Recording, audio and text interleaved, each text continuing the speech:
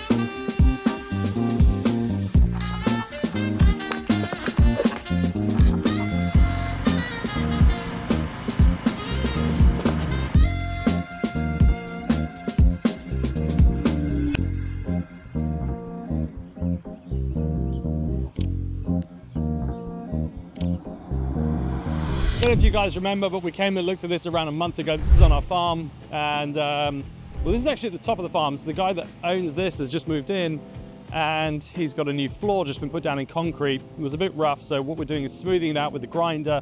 Then we're going to go over it with an epoxy. So we've got a primer to go down first, 2 coats of epoxy, then a sealer over the top of it. So now it's just literally grinded out. Now the grinder we've got, it's pretty big, pretty heavy, so we're sort of fighting it because there's so many rough patches on the floor that it's biting in loads of places. Makes it so difficult to do, but we'll have a quick look again anyway. So this is the baby one, but we're not using this today. This is, well, we will do. It'll just do the very corners inside here, the hard to get places where the big grinder can't get to.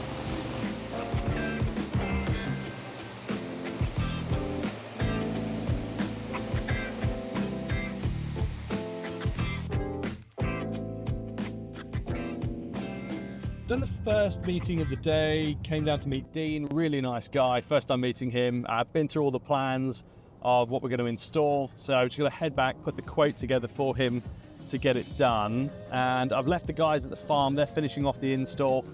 And well, I say it's my first meeting today. It's the only meeting I'm actually doing today. The other one I'm doing is I'm going back over to one of the customers where we've been doing the install at FP McCann, and today is the last completion, if you like, to hand that one over.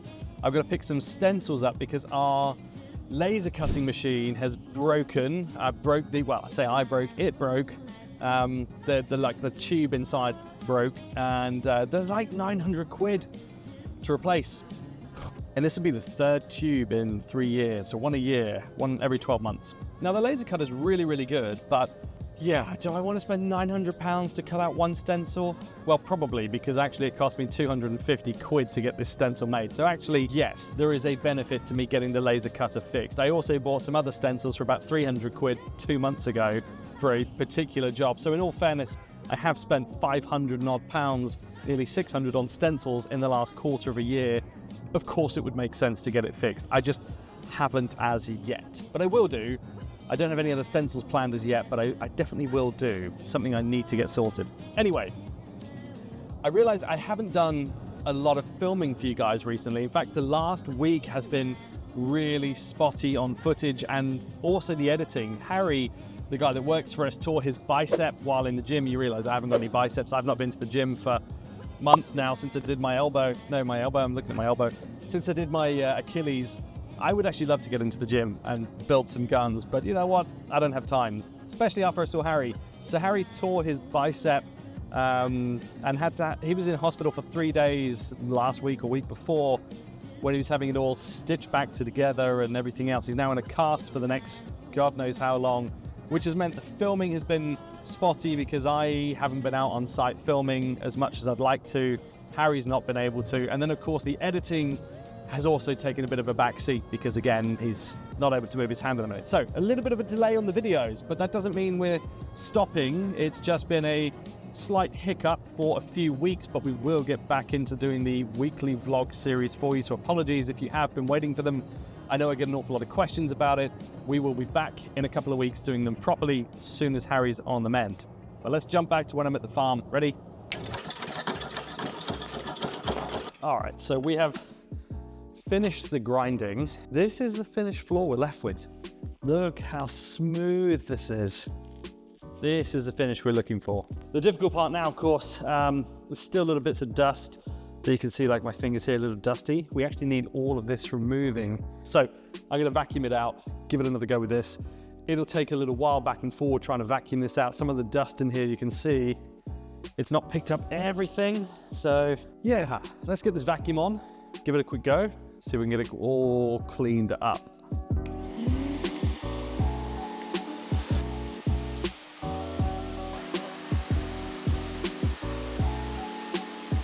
It's the worst part, you know, I don't like cleaning up at home, let alone on site.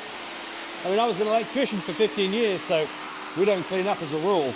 That's doing a good job though. It is super bright and early. It's about 6 a.m. and there is a gorgeous, gorgeous red sun. Now we're gonna head back. We're on the farm anyway, so we're gonna head back just to the barn at the side where we're doing the floor. And we're gonna get this one finished off with the next coat This one again will take around 6 hours. I did come and look at it last night around 10 p.m. and it was looking really, really good. So I think we just need to get the last little bit painted, and then I'm gonna go off to one more job to finish off the very final additional bits of lines at FP McCann. Then we'll 35 linear meters. The guys were there shot blasting yesterday and have painted the green in, but they couldn't wait for the green to dry. They had to head off, and so I'm going back in to finish the yellow. They also put the custom logos down as well, which apparently look amazing. So first off, I just got to finish off the farm. So let's get this one in first.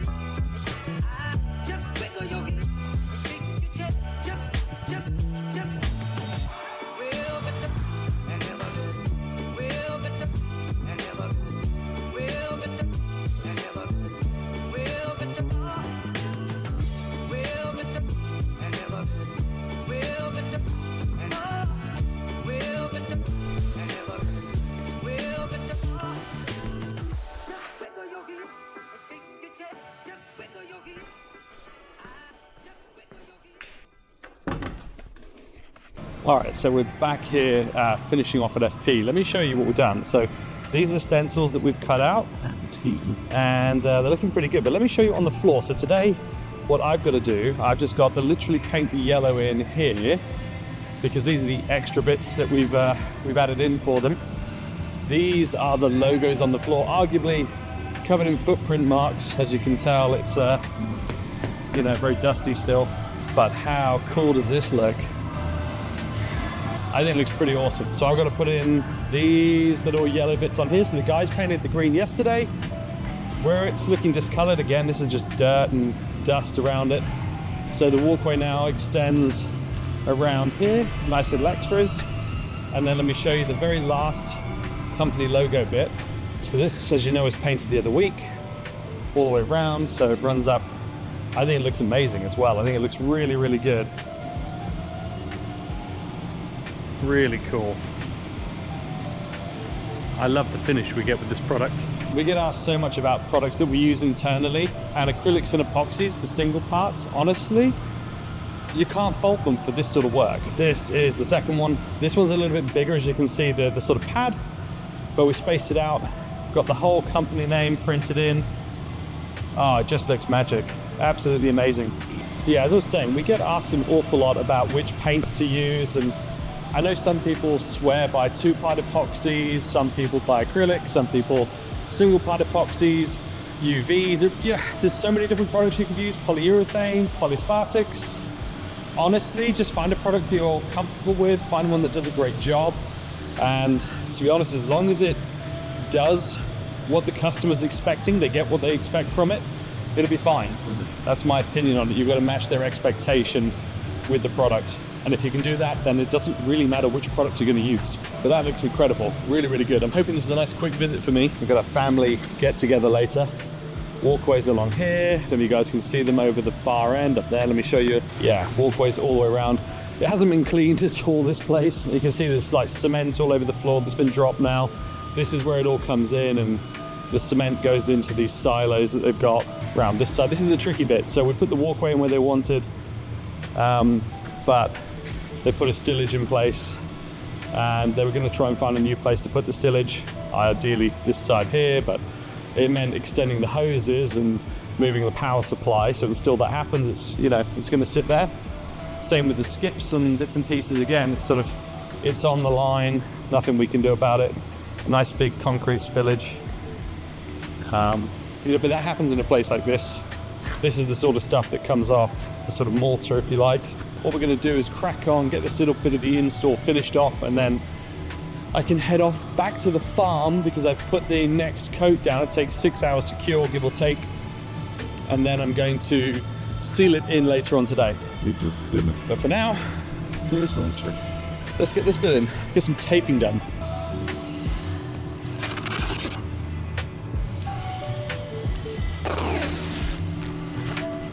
And when I'm doing this, I always like to show just the edge of green, like a millimeter or two of green, because what I don't want is to leave it with the slight sort of grayish where it's not on the green, not on the yellow, and you've got that like thin line that doesn't work. That's no good. So score a little bit more off of this one. Nicely done, nicely done. Look at that, perfect. That's what we want it to look like. Same again, just ever so slightly overlap by a millimeter or so. That's all we're looking for on here. As soon as this is on, we can get our yellow straight onto this. Trick this is keep it low. Keep it low down when you're pulling. Don't lift up high, just keep it low. It'll work fine. Nice little overlap.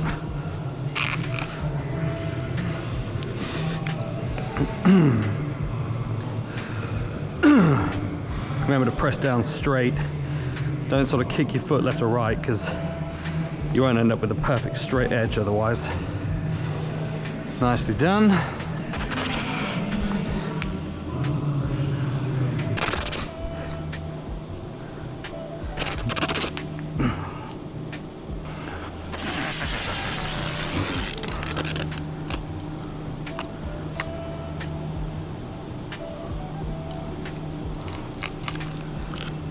All right, ready to paint.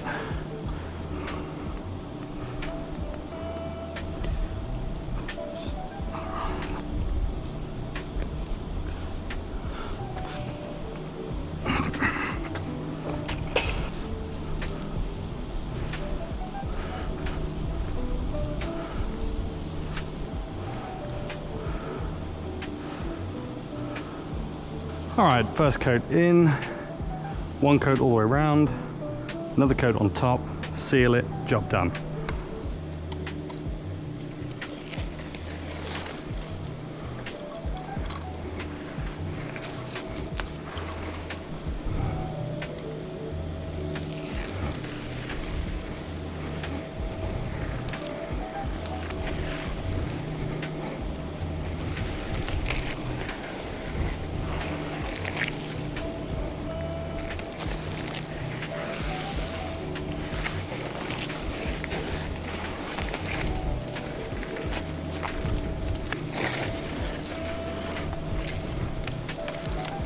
All right, so that's everything installed, new walkways added on. Been a bit of a morning, I've been up since like 5 on projects today.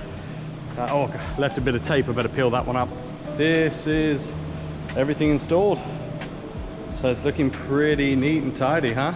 It's at FP McCann, we're all finished on this site now. We've got the outside to do next. And then of course there are an awful lot of other sites to look at. And yeah, hopefully it'll keep us really busy. That's it for me for this week, certainly at least for today's episode. I will see you all later on.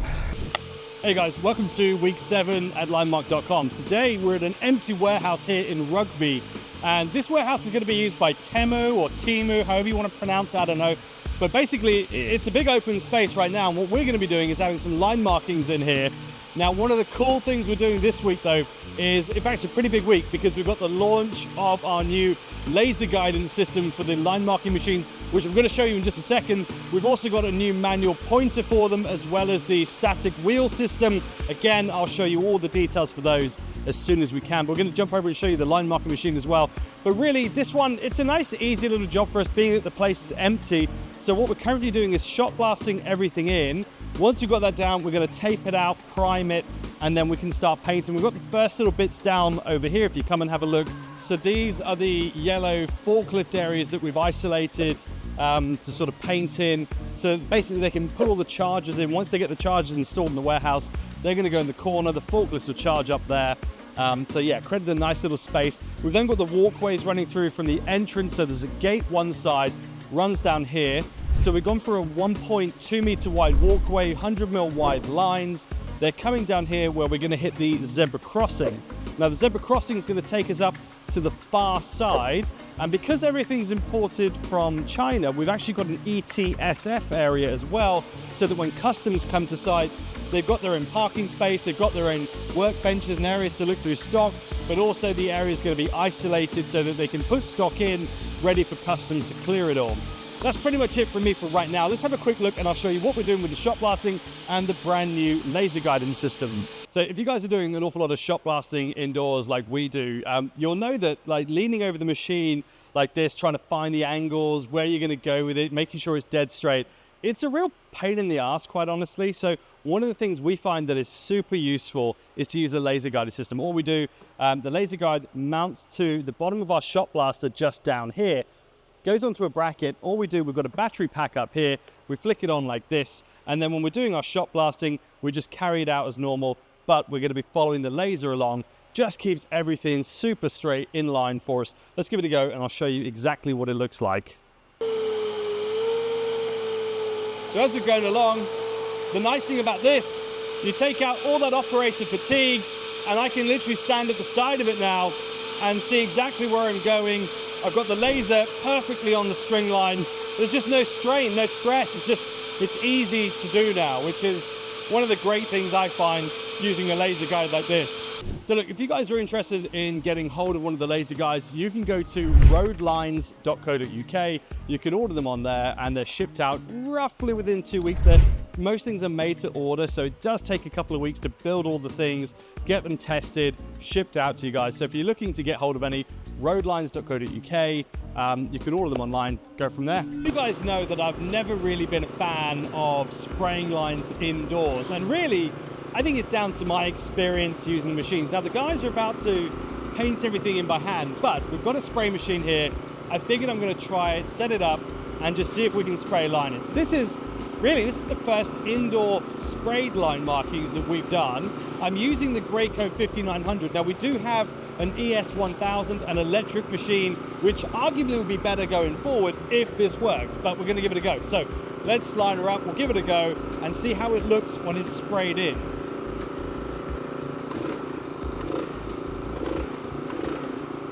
Now what I've done is I've got the spray, so it's going roughly in the middle of the tape itself. What I didn't want is the pressure to lift that tape up and get the paint underneath and it would ruin my line. So we've primed everything, taped it all out, and then the spray goes roughly 50% over it. And if I just end it here. Now I have to say, as I say, I've never really been a fan of spraying indoors because I never liked the finish, but looking at that is a really even texture, a great color. It's actually really, really smooth. So we're gonna spray the rest of the line markings in on this warehouse, see how much time it saves and what the finish is. The big question for me, of course, is the film thickness. Is it gonna dry properly? Are we gonna get the durability? How long is it gonna take before we can then seal it all in as well? So there's a few things that I'm not really sure about yet. It's the first time doing it, but first impressions, it looks pretty good. So let's get the rest of it in. We'll come back, see how it looks in an hour or so.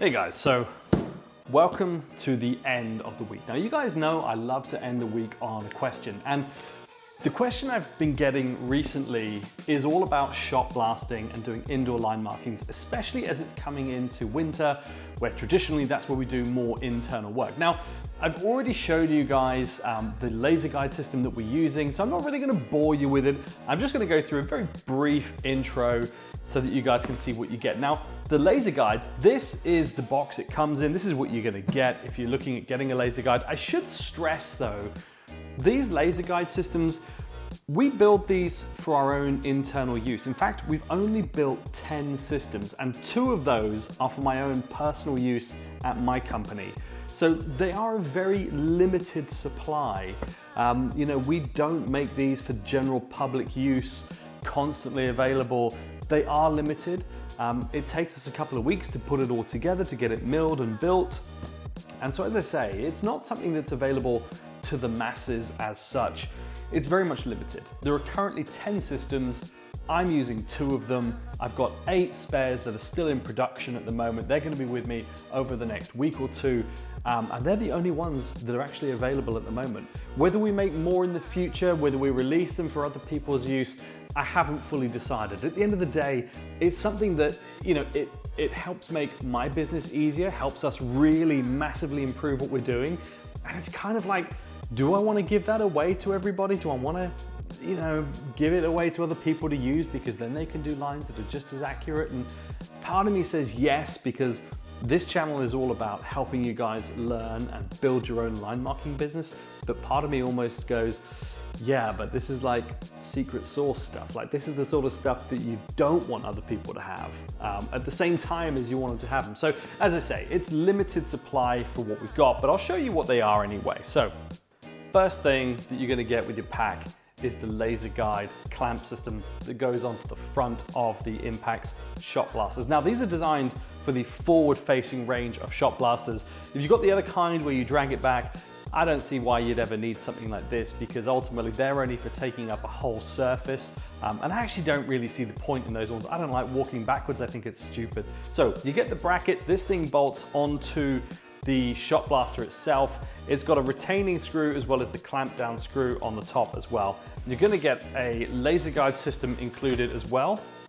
Now, these laser guides, they come with a clamp on the back, so you've got the laser guide itself, and this one is fully adjustable. So essentially, it'll clamp down to the system. Let me just show you. It'll sit just, if I undo the screw so you guys can actually see how that works. It'll go on just like this, and then this part here will clamp onto the shot blaster, and then you can adjust it and everything else you might need to do. Now, one thing we have done with these is we've milled a piece on the bottom here so that actually it slides, so that when you're stowing the laser and you don't want it out all the time, you can actually slide this in to protect it, keep it out of the way. But essentially, this piece here just clamps on. Just do up the screw that you got there, little thumb screw, get it in position, and then we have just a nut, and this just helps everything clamp down. You can just tighten that up, hold it in place, stop anything moving. That will sit on your shot blaster, kind of like that, if you like, so forward facing, then you can just adjust it any which way you want. So you get this included in the kit. Now, the battery pack system, if I just give you a little close-up diagram, just shows you indicators on the side, how it works, but essentially it's really easy. All you've got is one switch for on and off.